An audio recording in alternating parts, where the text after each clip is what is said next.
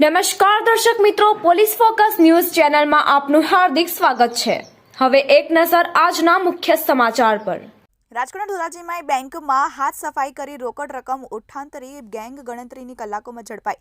બેંકમાં આવેલા ખેડૂતોના 1 લાખ રૂપિયાની રોકડ રકમની હાથ સફાઈ મામલે કુલ 5 મહિલાઓ ઝડપાઈ। ગઈકાલે ધોરાજી બેંક ઓફ બરોડામાંથી મહિલાઓ દ્વારા હાથ સફાઈ કરી રોકડ રકમની ઉઠાંતરી કરવામાં આવી હતી।